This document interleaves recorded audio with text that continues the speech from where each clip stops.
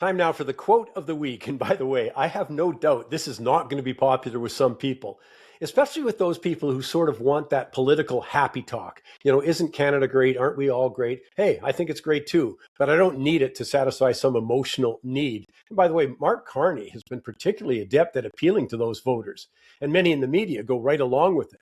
I mean, it's obviously meeting that emotional need. But this is a quote by Dr. Andrea Wagner. She's Associate Professor, Political Science, and former holder of the Jean Monnet Chair. In quotes, I've lived in Canada for 18 years now, long enough to shed my illusions, but not long enough to stop being stunned by what I see. When I first arrived, I thought Canadians were polite, too polite, almost unbearably so. The endless sorries, the soft tones, the careful avoidance of conflict. It felt harmless at first, even charming in contrast to the bluntness of my Hungarian, German, and Eastern European roots. But then I realized something deeper, something darker.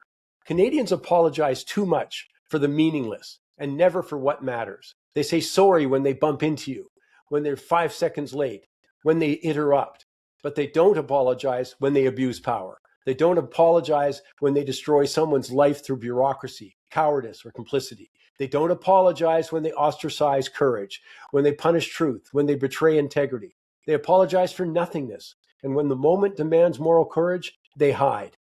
They hide behind procedure, behind policy, behind institutions, behind non-disclosure agreements, behind committees, processes, protocols, behind phrases like, we're reviewing this internally, and that's beyond my authority.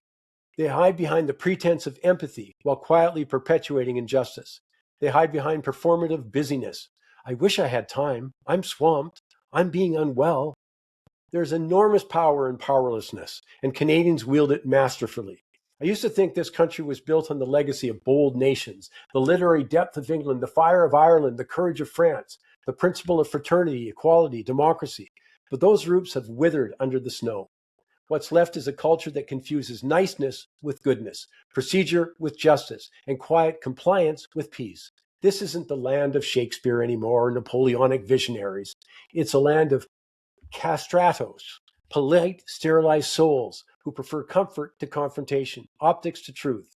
Canada's greatest tragedy is not its cruelty, but its cowardice. As I say, that won't be popular, son, but what better time to have a little reflection than the beginning of the year?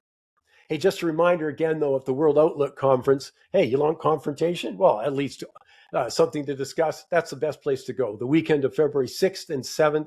I'm going to be talking a lot about it because I am desperate to help you prepare and defend yourself in this very troubled time. Monetary crisis, devaluation of the currency, et cetera, et cetera. So that's the World Outlook Conference. The track record speaks for itself, and I hope to see you there. Just go to mikesmoneytalks.ca and you can get your tickets.